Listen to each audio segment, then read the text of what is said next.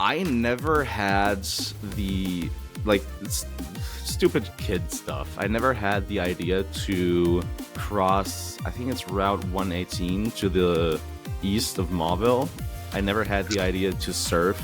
And I just got stuck in Western Hoenn. Yeah, so you're stuck on that for the first entire half of Hoenn. time. Yeah. It is cool to see how people, like, what people think of when they think of Hoenn and how they associate with it. Lava Ridge, everything, like, it's so much more iconic to me than the, like, Route 119 or 120, these really tropical places that most people really connect with Hoenn. What was it about Oros that didn't, really tickle your fancy? Didn't really hit you gel as a good with me. remake?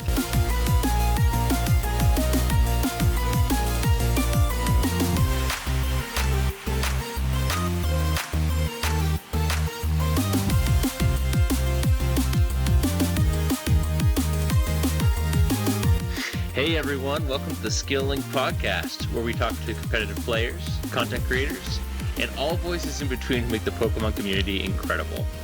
Our guest today is reimagining the Gen 3 games with expert technical expertise.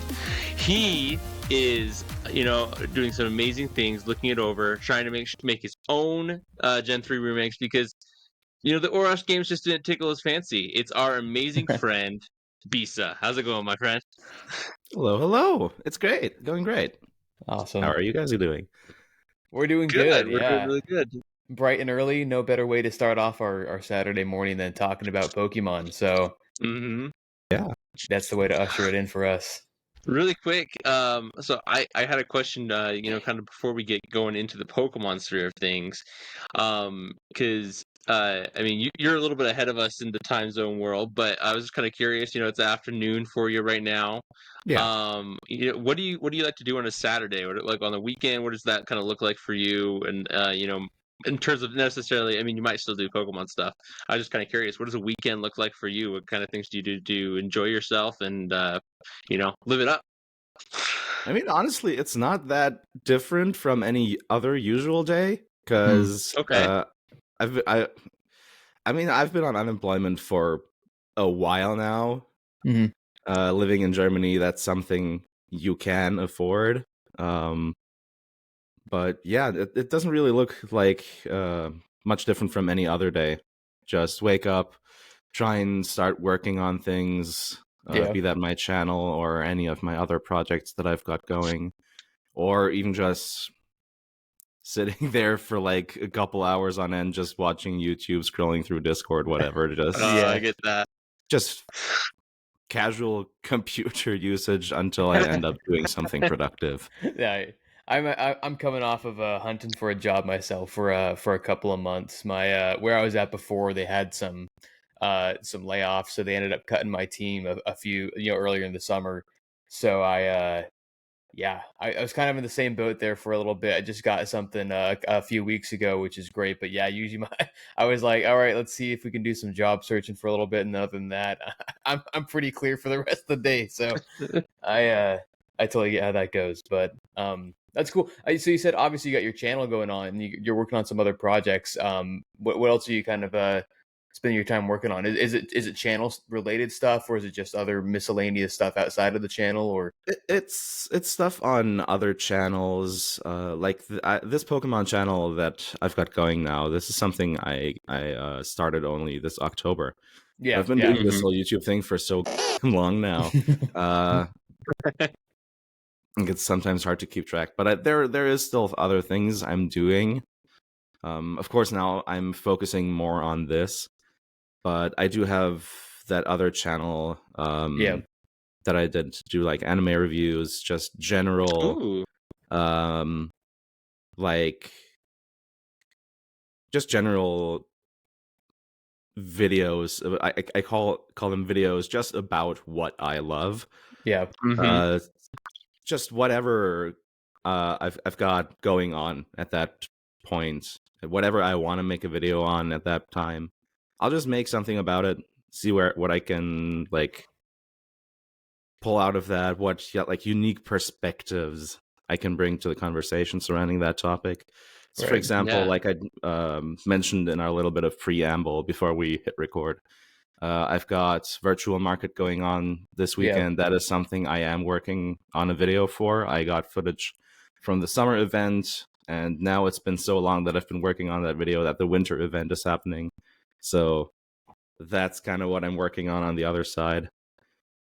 But there's a ton of other stuff too. So that's cool. Yeah, no, it's cool to hear about all the other stuff that you got going on.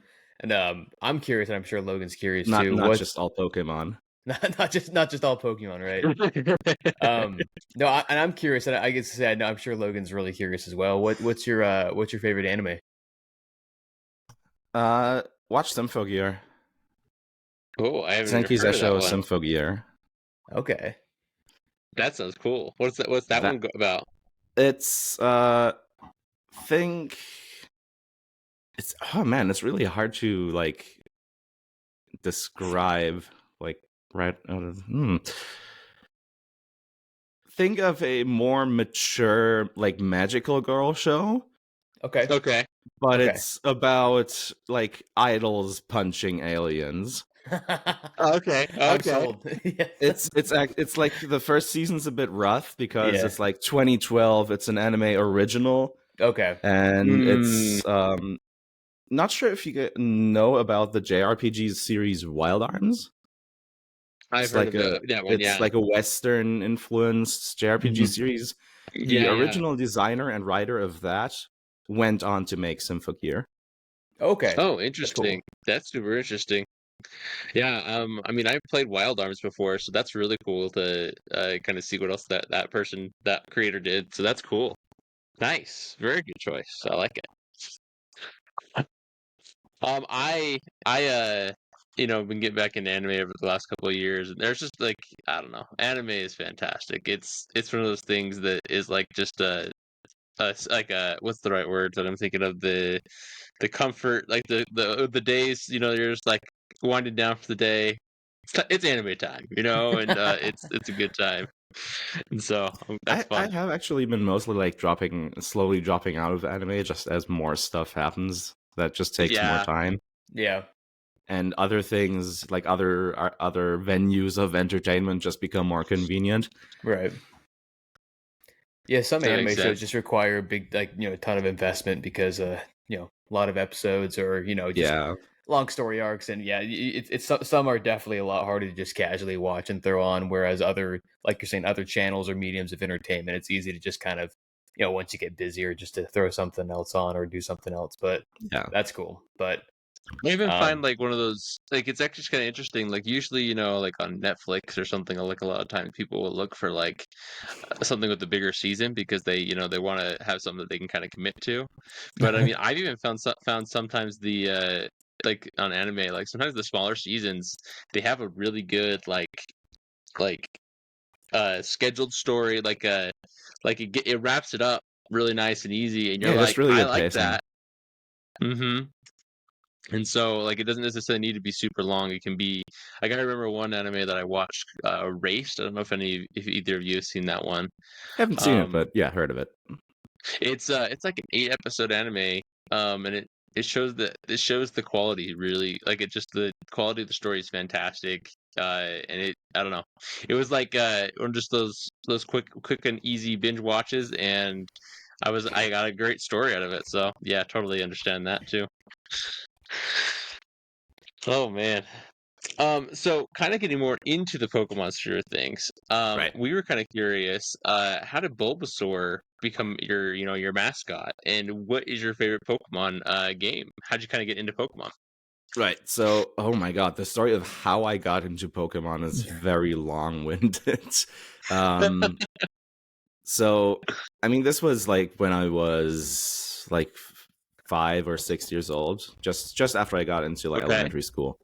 And we were visiting an old school friend, like an old school colleague of my mom, and her son was playing a copy of Emerald, and I had my Game Boy Advance with me, and was like, "Hey, can I play that? That looks really cool. That's Pokemon, right?"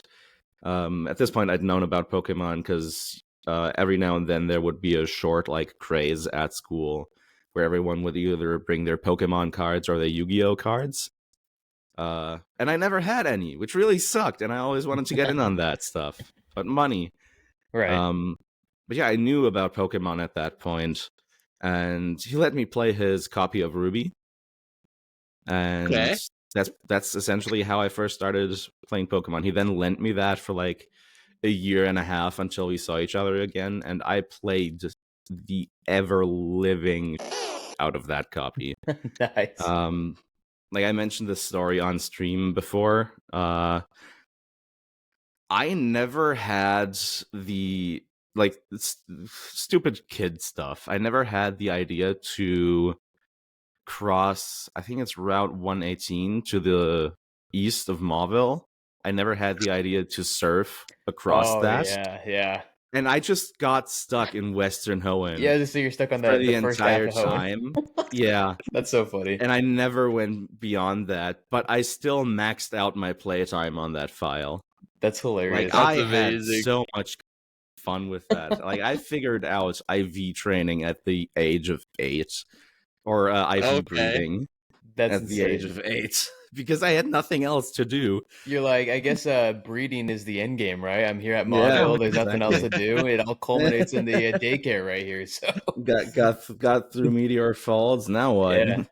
It's like, I guess, cool game, but kind of a short game, but yeah, it's fun. That's hilarious. Kind of weird that you don't get 8 badges like it says, but all right. All right, yeah. I'll take 5. That's why, like, I imprinted really hard on the like western half of Hoenn. Why things like Route 113 with the Ash collection, all these, and like Slateport City with the market and all the secret bases and Lava Ridge, everything, like, it's so much more iconic to me than the like Route 119 or 120, these really tropical places that most people really connect with Hoenn. Those never really, like, I never really connected with those. Interesting. It's just really interesting. And I think one of the parts of like the games where the way I connected with them really differs a lot from a lot of other people. That's super cool. Yeah, I Emerald was my first game, or just Gen 3 in general. I had Ruby as well, but Emerald was the first one I really really dove into. So yeah, I think I definitely have a big time connection with Hoenn as well. It's interesting to hear. I think Hoenn's a really distinctive region. Of course, we want to kind of focus on this because this is where you're focusing your remake. Yeah. But like, it is cool to see how people like what people think of when they think of Hoenn and how they associate with it. Whether it's like the iconic like trumpets in the soundtrack, or whether it's just all the water everywhere, or whether it's like a certain city. I think that each of the cities in Hoenn have a lot of personality and a lot of distinction. Yeah, absolutely. Like, you can name like something iconic or recognizable from every, like you're saying, like the market at Slateport. Slateport has like 3 or 4 other things that you could name off the top of your head. Yeah. You've got the contest hall, the first one, or the first battle tent, if that's what you're going for. Yeah. You've got the Pokemon fan club. You've got the museum or the ferry, everything. There's a ton of stuff all over the place. It's great. It's cool. So I mean, just hearing you talk about that and what your specific association and connection is with the region is really cool. And it of course, like especially when you're a kid, maybe I know when I was a kid, I didn't figure out the whole. I know when you go to click save, it's like, are you sure you want to overwrite this file? So when I'm a kid and I'm like 6 or 7 or 8, I'm like, oh, I don't want to overwrite my file. Why would I want to do that? So I only play like the first, like 3 or 4 routes, like up to like, I don't know, like first gym basically, and I was like, okay, then I'll just restart, and I guess save the game. That's enough. And then once I'm older, I'm like, oh wait, I'm just overriding the previous data and then just expanding on that. So I can do that, but it's cool the connection you have like with that first kind of section of the region. So that's awesome. I remember I got Hoenn, or I got the Ruby, and so I have 2 older brothers, so I was always kind of the I got the game later. Or because my older brothers would play through it, then they would pass it down to me, and let me borrow it. Like, they're always great to do that. But I was the first one in my family to get the new generation of Pokemon.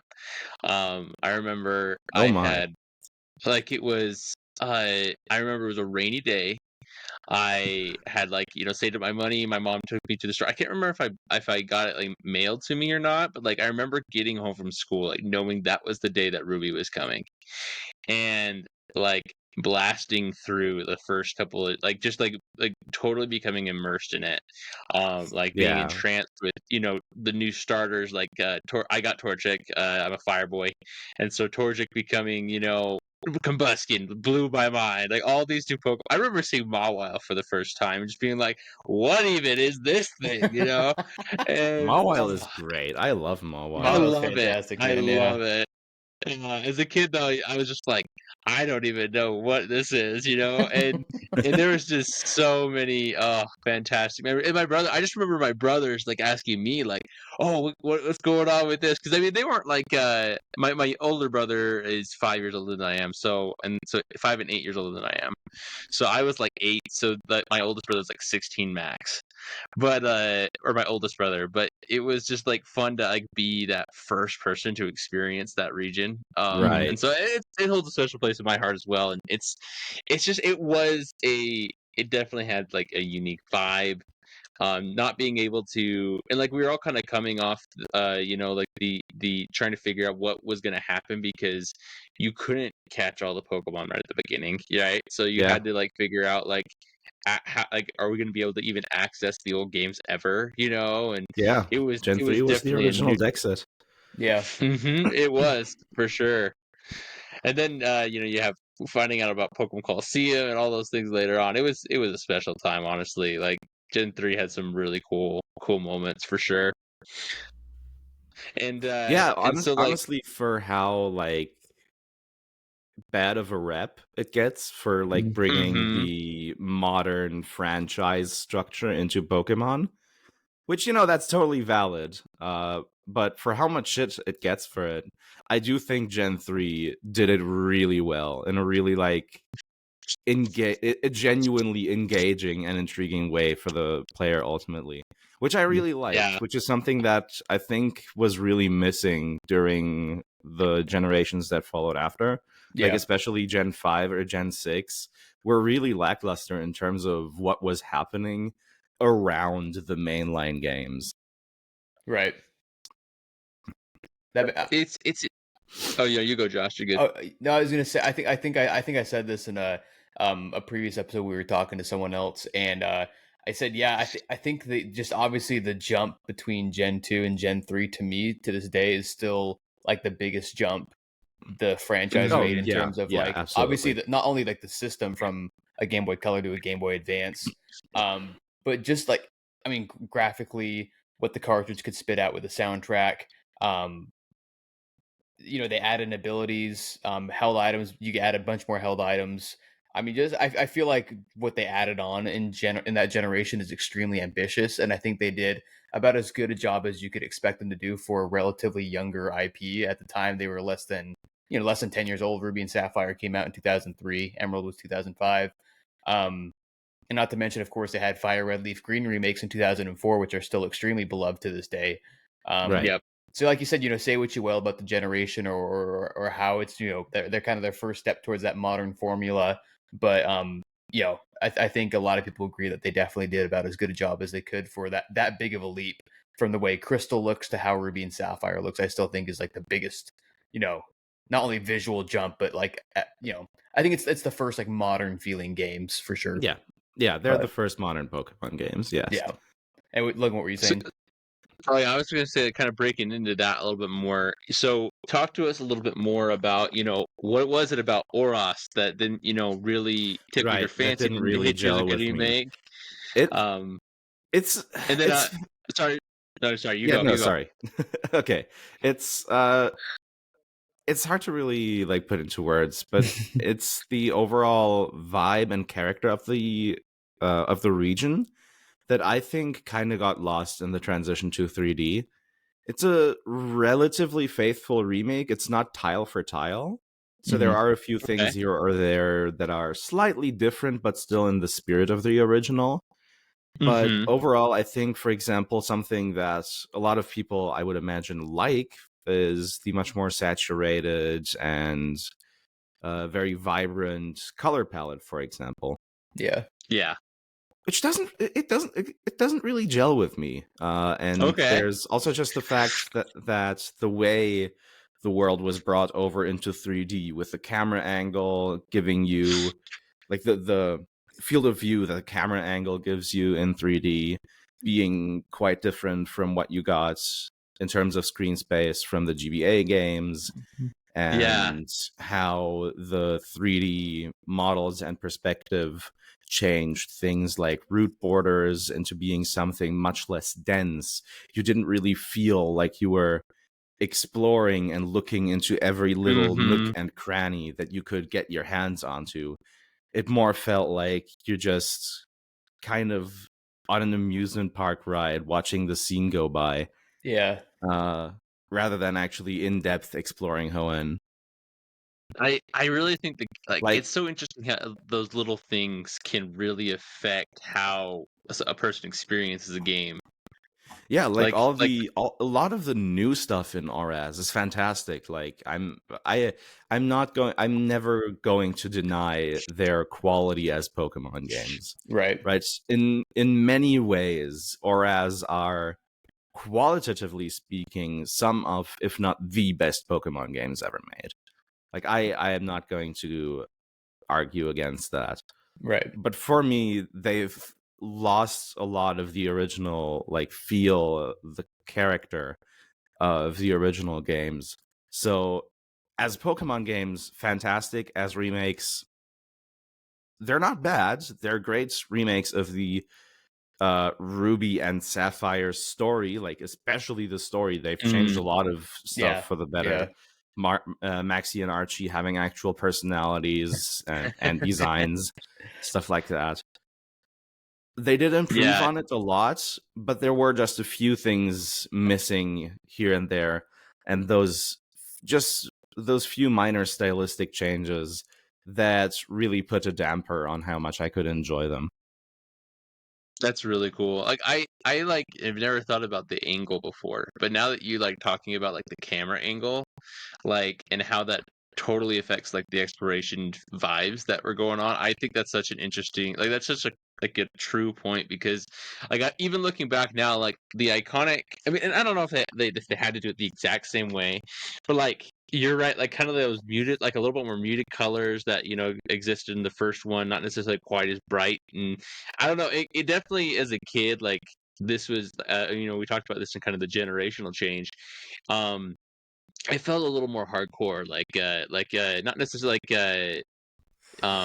like more like coming to the age of, at least for all of us, 8 to 9 to 10, like actually becoming that age of Pokemon. And so like when you played that game, the way that it was stylized kind of felt that way, like a little bit more.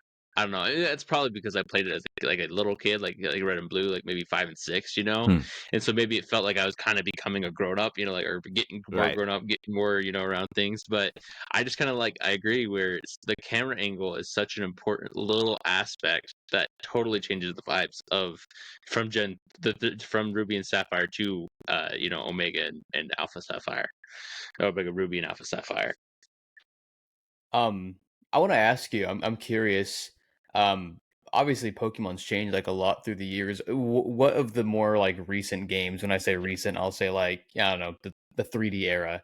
Right. Which, whether it's a remake or a kind of a side game or a mainline series game, which entry do you feel like's kind of done the best at recapturing the charm of the first 2 to 3 generations the best, in your opinion? I wouldn't say recapture the charm, but just in general, from like my preference, I freaking love Sword and Shield. Yeah. Okay. Nice. They are like that too.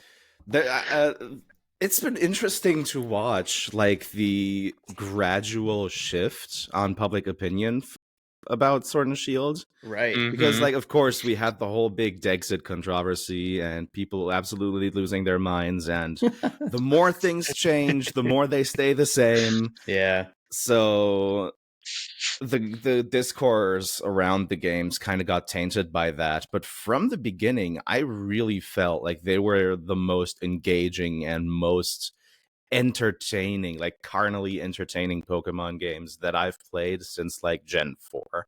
Yeah. And that's the one other gen that I've really imprinted on. Love alongside Gen 4, Gen 3. Yep. Because like Gen 3 was my first generation, but Gen 4 is the one where I really, really grew up on it. Yeah. And actually like got into like the internet and like the deeper, more quote unquote hardcore Pokemon community. Yeah. Yeah, that's I really love cool. Sword and Shield. Sword and Shield were great. I it's only I can't believe it's already been 4 years since those came out, but yeah, it's been 10 since X and Y. That's insane to me. That's just crazy, dude. Yeah. No, I think there's a lot. Honestly, I think Sword and Shield, like you said, kind of got an interesting negative rap right out of the gate for whatever reason, when I really enjoyed it as well. I thought there was a lot I liked about it. I think both of the Switch entries so far have done a good job with pushing. I'm big on the music as well. Like I think yeah, absolutely. Soundtrack is a big reason Pokemon is the way it is, because yeah. But that being said, I think Sword and Shield and even Scarlet and Violet have done a good job of pushing, I feel like, more of a modern sound, but a lot of the tracks still feel like Pokemon, right? Of course, It's like hardware capabilities. Obviously, the Switch can push out something completely different than what an SP could push out in 2005. But it's really cool, and I like that. I also want to just mention I like that you say Gen 4, because I feel like that was another big generation for me in terms of I was 12 when Diamond and Pearl came out, and hitting middle school, at least for us over here, and it's like finally getting like some good access to the internet, and it's like that was like the first generation where I had like the massive like strategy guide, and those old ones you get at like GameStop or whatever that have like the because you couldn't hop on to Bulbapedia and look at the Pokemon's learn set. I just whip out like the massive like number 1 to 493 like Pokédex. That generation as a whole holds a really special place in my heart as well. But that's cool. And I was curious what you felt like, one of the more recent entries you felt like really connected with you, and it's cool that you hear that you say Sword and Shield. So and I guess it kind of leads me to my next question. How did you come up with the formula that you're using to recreate your Gen 3 game? I love like the storytelling aspect of the map creation, like your reasons behind your changes, and kind of like showing your progress and leaving your tracks as you're going about this. But yeah, tell us more about kind of the formula that's going into what you're doing right now. I mean, honestly, I don't really have a formula. So, those who come to my who came to my development live streams so far, they'll know, like, for the maps that we've created on stream so far, that's the new ones, the ones we made new. That's Route 103 and Route 102. Yeah, and Petalburg City now. We kind of just started and went off of like some early vibes and ideas, and just kind of built that going from there. So for Petalburg City, for example, we were like, well, what can we really do here? There's nothing we can really do here. Petalburg has it has Wally's house, and it has Norman's gym. That's kind of about it. But Petalburg is meant to be a much more significant place on your journey. And how the hell do you do that when you don't really have anything to work with here? So I kind of leaned on the anime for like design inspiration. And in the anime, Petalburg is already a quite urban city. It's pretty high, like relatively high density, but it's also pretty much completely submerged in forests. Okay, yeah. So that's kind of what we went with. We just went with a relatively dense, more expanded version of Petalburg, but it's also just completely shrouded in trees. I love that. I like the inspiration from the anime, and especially because, like, I mean, Petalburg Woods is right there. I would, you always got to assume that there's some reason as to why that, those woods, or that grouping of trees has the namesake of the city that's right there. Not just I like the idea that not just because it's adjacent to the city of Petalburg that it's called Petalburg Woods, but because it's kind of like maybe the city came out because it's cool. I like that idea and how that plays into that, because I mean, other than the gym, and it's much more connected with the woods now. Exactly, and I love that because it kind of comes out to it, or maybe like people settled right next to those woods, so there's that strong tie to it. Because other than that, yeah, like it's just the gym, it's Wally's house, and then there's like a couple of ponds. I know. I remember as a kid, Yeah, I'm there's like, a couple ponds. I There's a get couple other corfish here. houses. Yeah, Yeah, you can get corfish here. You can get it on Route 102 as well, but that's right. I beside the know. point. I was gonna say, yeah. Other than that, it's like okay, cool. But Well, I think cities are a really interesting aspect of the Pokemon games because I don't know if it's because I play them differently now as an adult. Because so Josh and I kind of on the side on our channel, we also do hardcore Soul Link. So Right. we're kind of Yeah. moving towards the next battle or the next boss fight, and so cities become important because it's the next gym fight. But like one of the things that I think is really cool, especially what you do like Little Root Town and things like that, is you really like focus on the atmosphere and like made Right. each like at least so far what you've done, you try to make every city a new experience, which I kind of feel like a lot of times like cities kind of get lost a little bit. Like at least not necessarily everyone, but like I know like the first two I feel like the first two towns in a Pokemon game generally get lost a little bit. Like and it's partly because it's the beginning of the game and stuff like that. But I really kind of like loved I was rewatching your first video yesterday, just kind of getting inspiration and getting ready for our chat today, and I was just like I was having a lot of fun just sitting there listening to you go over your ideas, and it got me thinking like, oh, how would I do this? Or like it was just like it was a really fun experience to be able to be like, what's the lore and the background behind this place? Why is it called Little Root? Why is it and like it's just it makes I don't know. I think it made the games and like the specific areas for me like hit a little harder. Like it was just like, oh, okay, there's like an actual background here, and there should be there. I mean, if Pokemon did like a history, that'd be so cool. Like yeah, like a history there's of the actually Pokemon something world. going on there now. Right. Yeah. Mm-hmm. It feels 100%. a lot more alive. And this is Mhm. actually something that I think is really interesting in general about like looking at Pokemon map designs in a more quote unquote like adult perspective, rather just Mhm. looking at it from someone who's matured a lot more from when they originally played the games, is as you grow up, you kind of slowly start losing like your imagination a bit. It just gets stalled down a bit during as you grow up. And this is something I got a comment yesterday about how the origin, like in Pokemon, the towns, they are so relatively featureless,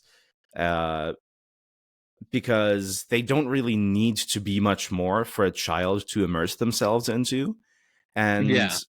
if you think about it from that perspective of a child going into the world and going through it, then the way Pokemon maps are designed start making sense. Because while, of course, cities like Rustboro or Slateport, they are going to be a lot larger than what we see in the game. But what we do see in the game is very much, it feels like the version of a city that a child would get to know as they like travel there. Yeah. For example, like if you and your mom were to go out on a vacation to Lily Cove, like the mom with her girl in Little Root, the one that I added, the version of Lily Cove that we see in the games would be the memory, like the way a child sees Lily Cove, right? That's a really interesting thought. I really like that idea of thinking about maps in that way, but at the same time, we nowadays who play Pokemon, who play ROM hacks, and this is something what I feel like people say, oh, Pokemon doesn't really grow up with its audience. This is something I really like about the modern games. They do make like places be more of like holistic places. Even if you still can't go everywhere, there's actually like a city here now. Yeah, you can't go everywhere in Motostoke or whatever, but Motostoke is a big industrial city. Right. Exactly. Yeah. I do feel like the most recent Scarlet and Violet games did do the cities Yeah, fairly they well. did the same thing. Yeah, and really well at that. Yeah. Like even like I said, even if you can't access every single building or walk into every single alleyway or whatever, it's clear that it's a very big place. It's very much lived in. There's a lot going on. Um, so, and I want to ask you kind of with this again, you talking about how literally yesterday you posted your video about tackling Route 102 and Route 103, starting to look at Right. Petalburg. What's the biggest thing that stood out to you so far about building out routes compared to the cities and the towns? And what's kind of your mindset when you're looking at those? Because obviously, like with the cities and towns, you have people who actually live there. There's maybe a lot more space for building out some lore, adding some more buildings, some more landmarks. But then routes are obviously going to be an entirely different animal. So tell us more about Yeah. that. So I'm actually looking at a first major logistical problem already with Route Okay. 104 because of how tile sets and how loading works and the different concepts that I have for the ROM hack.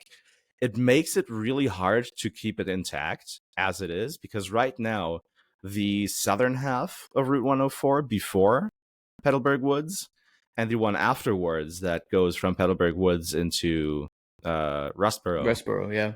those are the same map. Those aren't separate maps. Oh.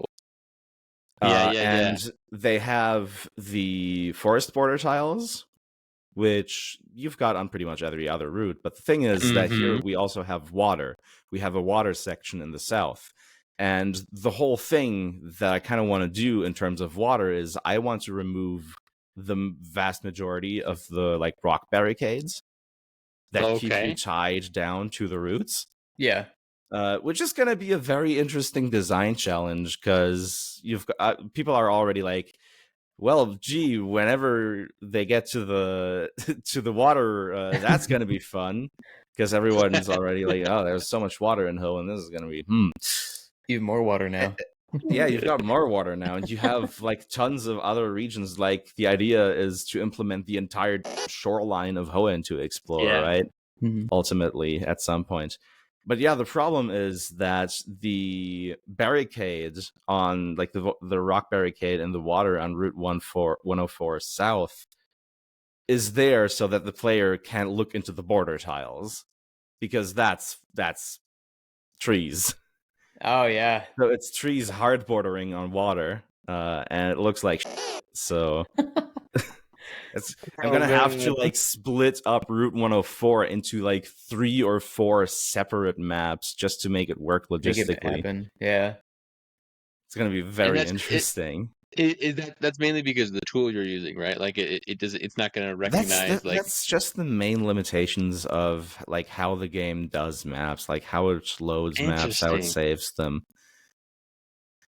That's really interesting, and and that's really cool, because that's not a problem like a problem one would first expect to understand or hear right when someone says, "Oh, I'm remaking a Pokemon game."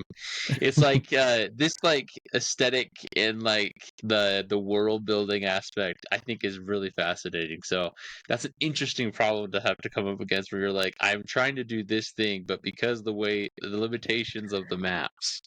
Yeah, the way the engine works is just it puts a few roadblocks in your way. Yeah, that's really interesting.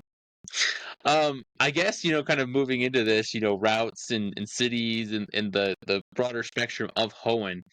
We were kind of curious, what are there any sections in particular that you're excited to get to, that you're really looking forward to, that maybe they're your favorite parts, or maybe they're the parts of the game where you're like, this really needs help? What what are you looking forward to? Absolutely.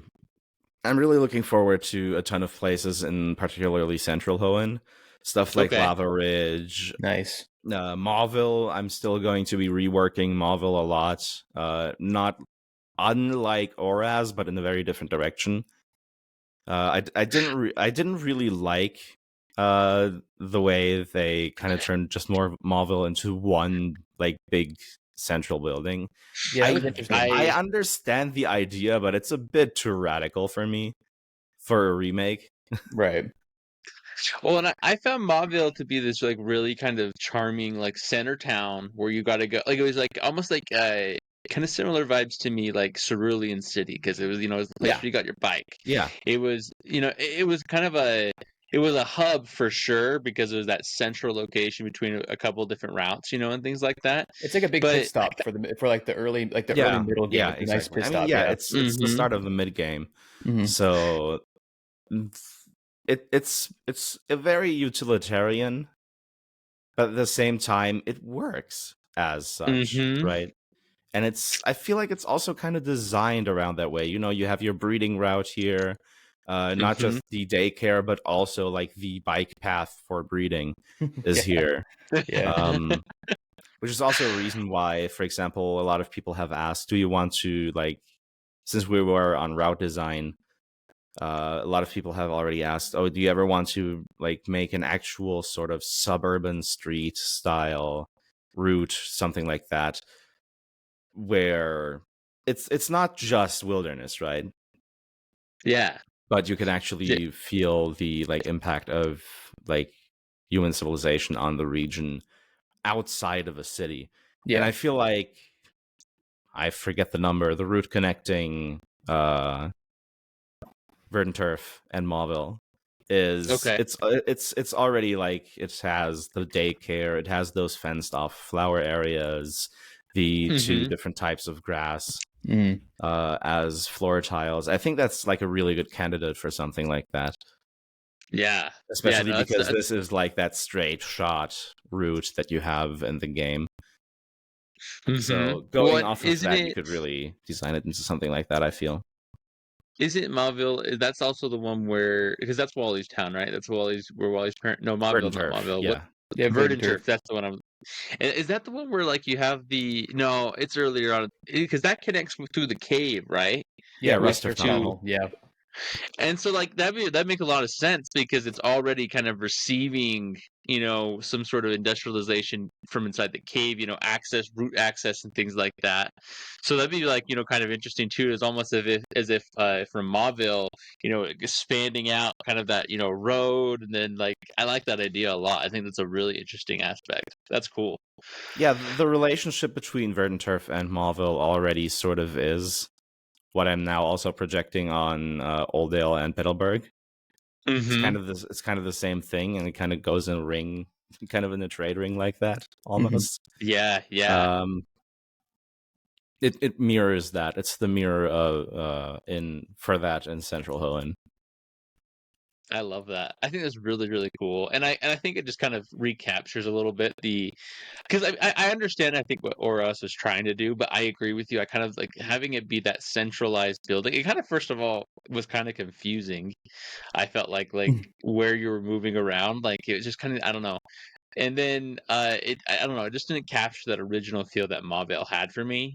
So I think that this definitely goes more in line of what I think Mauville would be, especially because they have like the old power plant and the new power plant and things of that nature. Like it seems like Mauville is a pretty industrious, like slightly advancing city. It's kind of like where, innovation seems to be taking place in that sphere, Yeah. It's not the most outward facing city, but it's still a very important city to Hoenn. And I feel alongside Verdant Turf, the main thing that's there for people from the outside is kind of that fact of how central it is. It's like it is a pass-through tourism city. Yeah. Right? You've got the casino there, or Game Corner. You've got Trainer Hill in Emerald, and then all the adjacent routes leading to something interesting. On Route 118, you've got the Berrymaster, I think. You've got the Wind Straits, you've got the desert, you've got, again, Trainer Hill. To the south, you've got cycling roads to Slateport. You have got Verdant Turf. And the Trick House. The Trick House on Route 110, right. Yeah. There's always something to do, not necessarily in Mauville, but always something to do around it. Yeah. And because that's where the fly spot is in that section, like it's just so like fast, like it's just that central hub to get around to those little things. The Trick House that place is an experience for sure. The trick house is wild, man. Yeah, I remember It's the kid awesome. going I through love that. it. Yeah, I do. I can't remember how many levels the trick house has because I know it obviously depends on Too HN you have many. unlocked, and yeah, I did too many. Well, it's funny you say that because as a kid, I was like, does this just go on forever? Like, do they just like Right. randomly generate some sort of new puzzle? It just goes on and on and on, and then sure enough, it eventually ends, and then you make the guy sad and he leaves, and he just leaves a little note for you, and the guy's just gone. But anyway, that's a fun little quirky thing about those. But yeah, no, it's fascinating because I always thought of Mauville as like you go on vacation and there's like I'm trying to think of a good example, um, where Logan and I are from. There's like this massive national park like down in the southern part of our state. And when you go there, there's like a town right outside of it.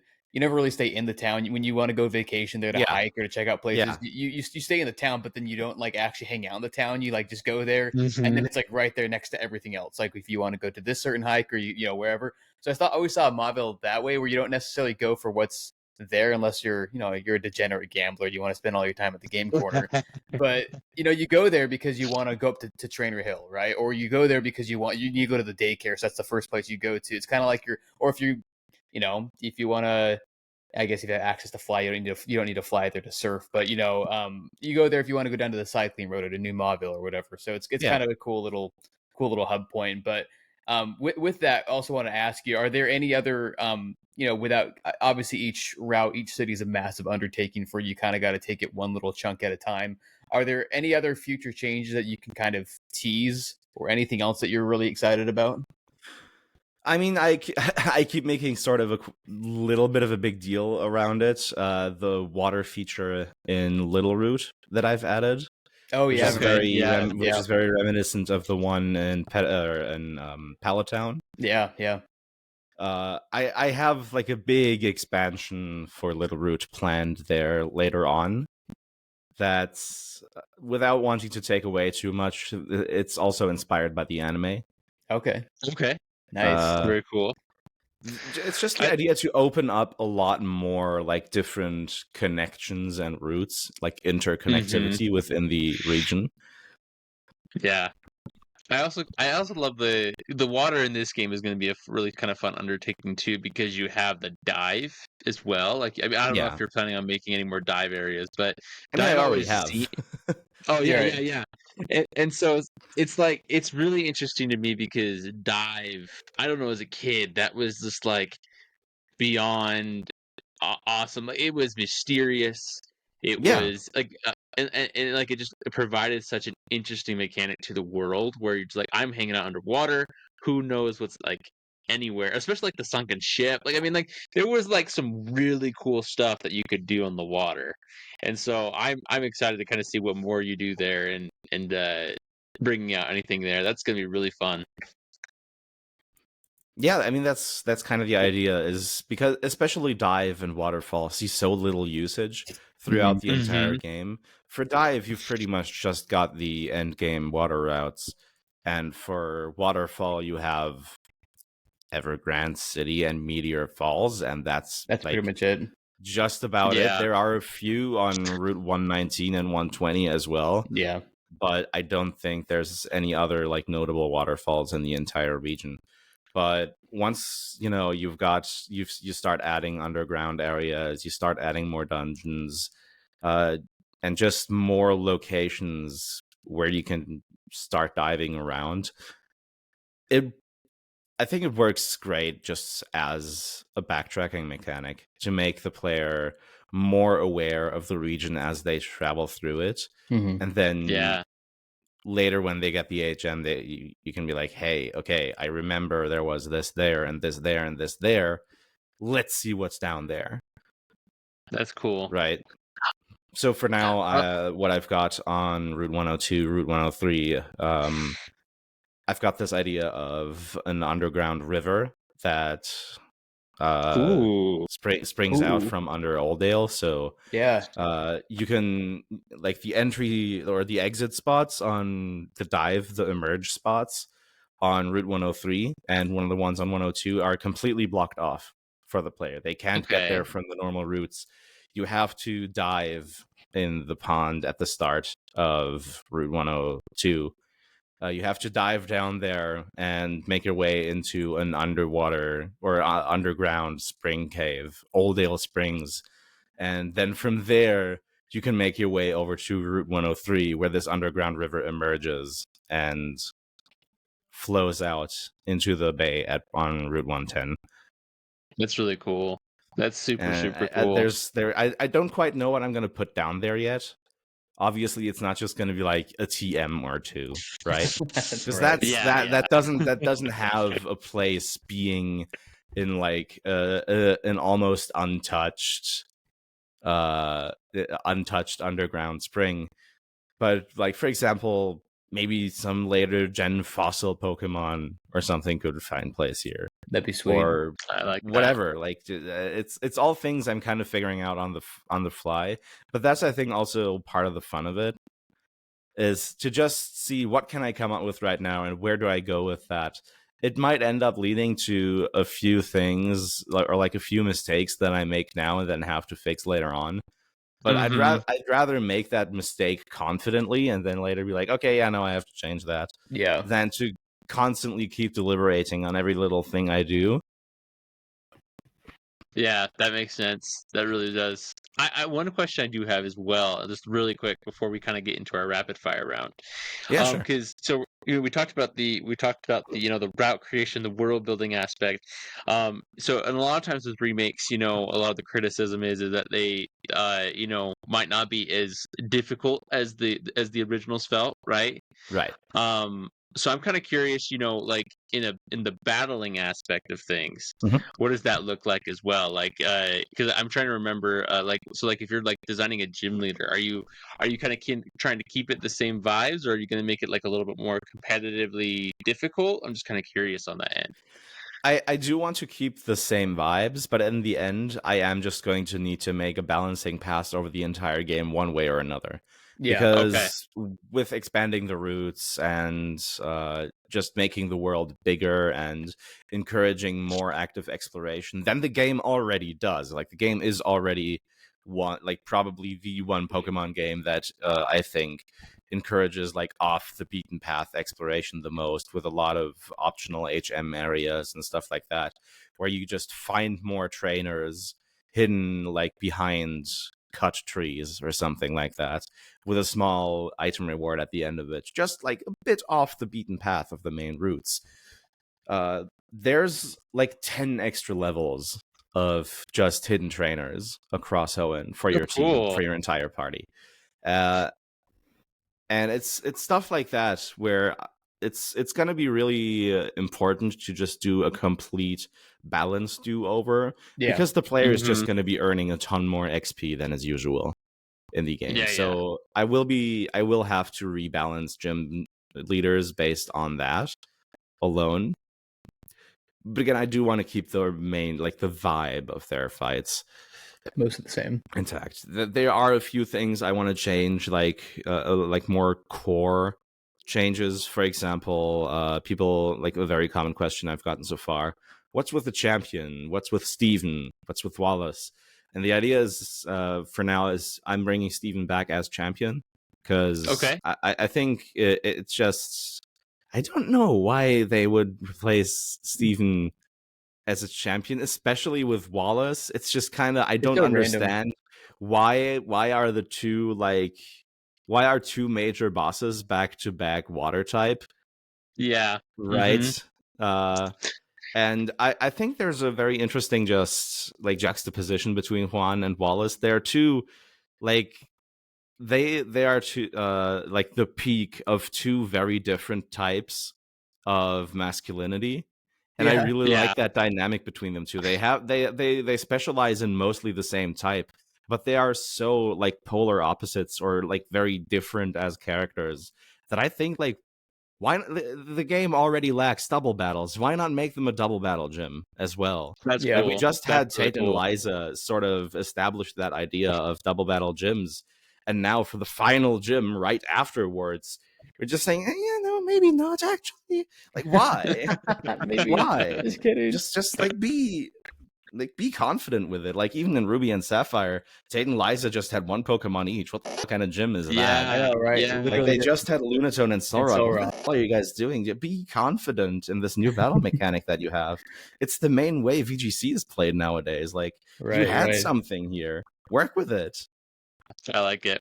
I like it a lot.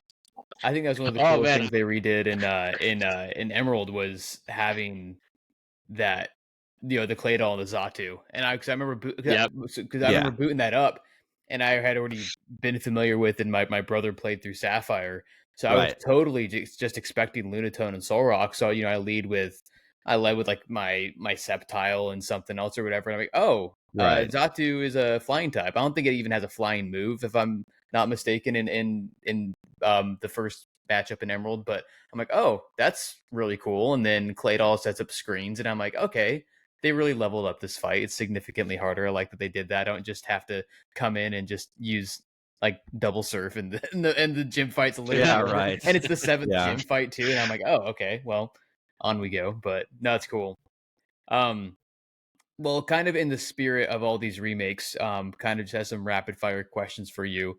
We want to ask you which remakes you prefer. Obviously, there's only a couple of them, so I have a couple groupings here for you. But between Fire Red Leaf Green or Heart Gold Soul Silver, which do you prefer and why? This is gonna be fun. I haven't played either. Oh, okay. Oh, okay. Okay, then nice. I actually haven't played a lot of the remakes. I've played Oraz, I've played BDSP, but that's about it. Okay. Wow. Okay. But from what I know about them, from what you know. Definitely Heart Gold and Soul Silver. Even though they are very different in a similar way to Oraz, they are very different from their original games. But I do think they really expand on the original idea of a Pokemon game that just gives you a load to do. And they really expand on that well. Heart Gold and Soul Silver are massive. They're no longer like sequels, which is a lot of the design problems that we attribute to Gold, Silver, and Crystal nowadays are due to the fact that they weren't just the next generation of Pokemon. They were sequels to the originals. They're not a modern new generation of Pokemon. They weren't the second gen. They were the second Pokemon games. Right. That's why we have so many Kantomons. It's because people are going to be gravitating towards mons they already know. It's because these are the monsters that they already know. It's what they're familiar with. When they run into Faulkner, they're going to be like, oh, that's a Pidgeot, right? When they fight him, rather than like, oh, that Noctowl, interesting. What do I like? How do I work with this? That's a good question. That's an interesting question from a modern franchise perspective. We understand that's the intriguing part, but back then it was the idea. Oh, holy shit, that's a Pidgeot. Cool. Yeah. We've got that here. That's really interesting. I think that stretches across the entire game. There are things that, like, that's the thing. Like, oh yeah, Kanto is like a theme park version of Kanto. But you can go back to Kanto, and the final boss is the player character from the previous games, right? A lot of the fan service stuff in Gold, Silver, and Crystal is there because they're sequels rather than a new generation of Pokemon. Exactly. That's a really good point, because I think, and I understand Heart Gold the and Soul criticism. Silver make it a much more modern Pokemon game. Yeah, and I guess what I was just gonna say is, like, I think that's a really interesting point, kind of bringing that around, because Heart Gold and Soul Silver make it its own game in a lot of ways, whereas, like you were saying, Gold and Silver are actually like the first Black 2, White 2, because especially because they do get that criticism for relying so much on nostalgia, but it's a sequel, so like that actually makes sense. I don't know if it's like intentional per se, but like it makes sense now. It's like it's the first sequel of the franchise, really.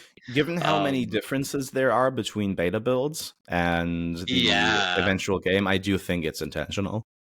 That's cool. That's interesting. I love that take. That brought a whole lot of everything into perspective. I was like, oh, that makes a ton of sense. All right, the next rapid fire thought we have is with the Oros versus the BDSP. Oh, Oraz, hands down, Yeah. no question. Okay. Yeah, I don't think that's too crazy. It's too. It's funny because when we talked about this earlier with Omega Ruby and Alpha Sapphire, that like, and I'm saying that even though I have a disposition towards the original Sinnoh games. exactly. Like, I imprinted on Diamond. I never played Platinum. But BDSP, they were just too by the books. And they killed the Underground, which I will never forgive them for. Oh my gosh, dude! I loved the Underground. That was a major bummer. I won't lie. No, I was gonna say exactly that. Despite that, that affinity you already have for Gen 4, on top of what we were saying with Omega Ruby and Alpha Sapphire, that you can't argue against the quality of the games. Oh yeah, no, absolutely themselves. Not. Again, as remakes, that's another discussion. But the fact that even with your affinity towards Gen 4, yeah, something about BDSP just didn't quite hit home for a lot of people, which is too bad, because I think a lot of us really wanted to. I know just like you, I was really looking forward to the Gen 4 remakes, because I thought ORAS was I'm like, oh cool, like if we're gonna get something like this for Gen 4 but on the Switch, I'm like, this is gonna be awesome. And I played through it. I'll always take the chance to go through Sinnoh and enjoy an experience with that. But yeah, just for whatever reason didn't totally hit home, which is it's too bad. We got Legends Arceus, which is great. Which is great. But yeah, BDSP, yeah, not my thing. Yeah, no, understandable. Well, we got one more section for you. This is kind of our shower thoughts section. This is just kind of some more miscellaneous thoughts that don't necessarily have to do with specifically your content or remakes or anything. These are just kind of like the again, the random thoughts that will crop up over the course of your day. And Logan's got our first one for us. So just tell us whatever you think, and we'll maybe share some thoughts as well. So my first question for you is, what is your favorite myth, legend, rumor / conspiracy theory that is from the Pokemon community? So over the years, we had Mew underneath the truck. We had Gengar as Clefable Shadow. The legendary beasts were once evolutions. I was kind of curious, what's one of your favorites, and which one do you believe to be actually true in universe? So, this is something very specific. This isn't really a very major or big one, but one theory that I was always a huge fan of is in the run-up to Sun and Moon, Loxton had his ultimate Pokemon theory, his the end of Pokemon theory. I really love that, just because of how incredibly thorough it is. I was talking with him back then. This was 2016. This was before he rebranded into a full-on Pokemon channel. Okay. And just a few months earlier, he made a video on the Angry Birds movie, which was 40 minutes long. And he was back then he was asking me hey, you think this is too long or too much? And then just a couple months later, he came out of the gate swinging full force with a theory series that ended up totaling 8 hours runtime.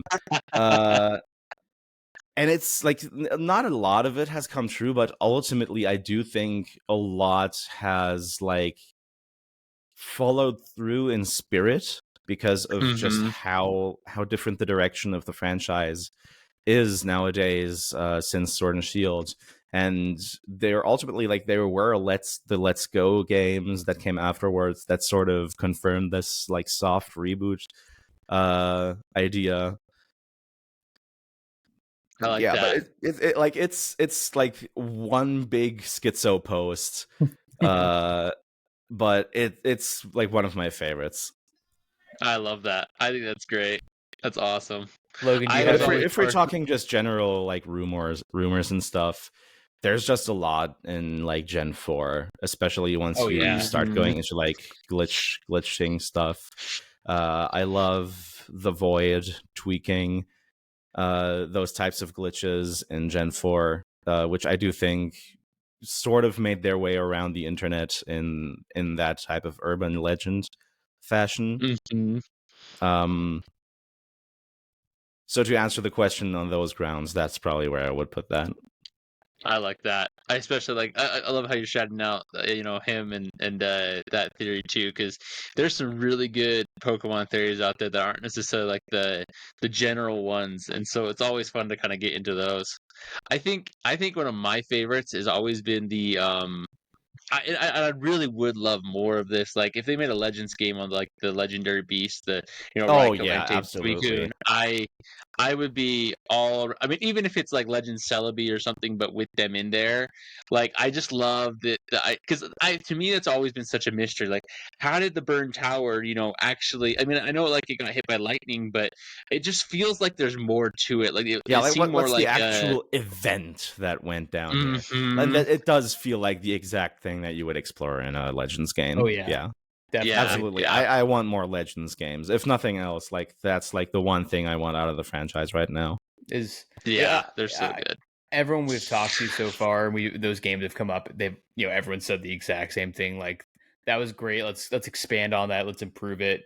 For like the first time of them actually doing something like that, and it still being like they pulled it off like very well.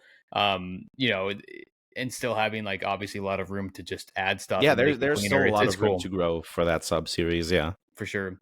I was gonna say quick before the next shower thought. The big one I know when I was younger were the space launches in Moss Deep City. Right. Yeah. All the YouTube videos. The OG. I am actually like that's something I never really encountered myself. So I am spending a lot of thought and being like, hey, can I do something here? What can I do here? Yeah, because like the Moss Deep, like the Moss Deep launches, they're like the central urban legend. Oh like yeah, everything happened because of these things, right? So it's like the idea, well, okay, so if I'm going to do something with this, what am I going to do with this? Because there's so much shit here that I could be like, oh yeah, so let's do that, and let's do that, or do I do this instead? Because there's also just so many, there's not a lot of mythicals and legendaries in Gen 3, but it was like the first gen that really had like an expanded cards of legendaries. Yeah, oh yeah. And there's a big space theme in there just because of the theme of technological progress and versus nature, stuff like that. So you've got Rayquaza, you've got Deoxys, you've got Jirachi, all these space themed Pokemon. It's just natural that people would latch onto something like Moss Deep Space Center and be like, oh yeah, something's happening here, especially given that it counts like the weeks that you've played as launches. I love that. And this is coming off the heels of Gen 2, which had tons of real-time events. Right. Yep. Yeah, I just remember that was one of the big things when I was younger. I was like, after so many launches, I can get Jirachi, or I can go. They have like a secret map coded in for like a little moon area where it actually takes. I heard a bunch of stuff, and obviously there's like a lot of YouTube videos from like early YouTube, like 2006 to 2010. Oh yeah, absolutely. Making things look really real and making old little 12, 13, 14-year-old me, even at that age, believe it still. Mew 3 and Fire Red and Leaf Green. Mew 3 was absolute the other big classic. One. Yeah. But yeah, those are fun. All right, so last shower thought question we have for you, kind of speaking of legends, is if you could design the regional variant starters Pokemon for a new Legends game, whether it's a Legends Celebi or a Legends whatever, right? Which Pokemon would you choose? What would they look like? What typing would they be? This is something I've never really spent much thought on, actually. I'm trying to think of like a set that could fit like an early Johto region, but there's nothing really that comes to mind. I think on a for a grass starter, just for starters, I feel like Turtwig would be a really cool fit. I like it. I like Turtwig. I like it.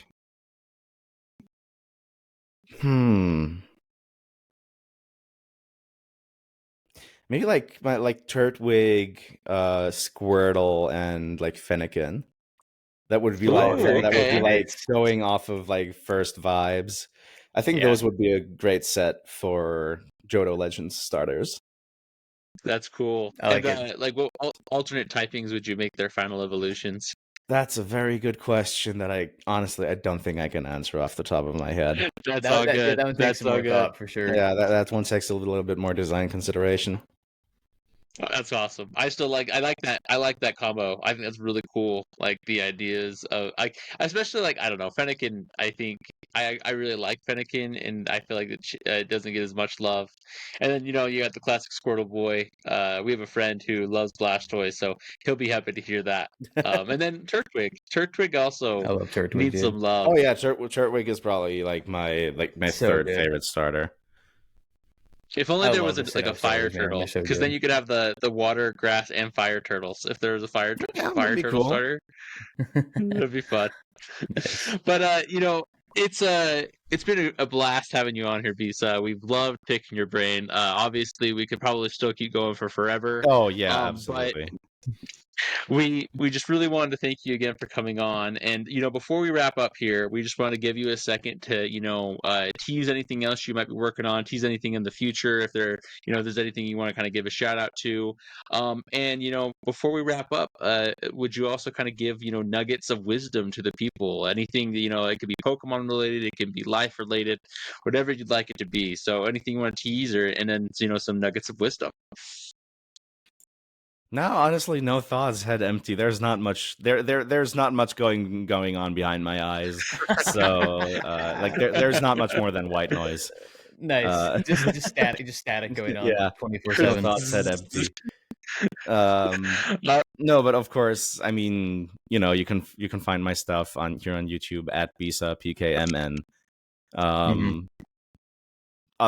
My other channel is at Dat Bisa, like that boy, except with my name on it. That's how that came to be. I don't really have anything else, honestly. Cool. Okay, sounds perfect. One little Easter egg I do want to point out to people, and I don't know if it's this is not a crazy Easter egg by any means, but I was really happy. I noticed it was your Bulbasaur has your name in there on like the little markings on its head. Yeah, and that was super cool. I was like, oh, that's so clever. The pattern with with the spot pattern. Yeah, I loved noticing kind of that. Inspired by I think it was May's Bulbasaur in the anime with the heart on its forehead. Okay. I like that a lot. That's awesome. But again, we just want to say thanks so much for hopping on Thanks with for having us. me. It's great. Yeah, perfect. And then everybody, out there, please feel free to follow and subscribe to Bisa. He's going to be doing some pretty awesome stuff over the next couple of years, or I don't know how long it's going to be, but it'll be awesome. Keep up with him, and then also, feel free to subscribe with us here at Skill Link. We're going to be popping out and pumping out some more content here too. We're excited for, and thank you again, Bisa, and to everybody out there. This is Skill Link signing off with Josh, Logan, and Bisa. Bye. Have a good one.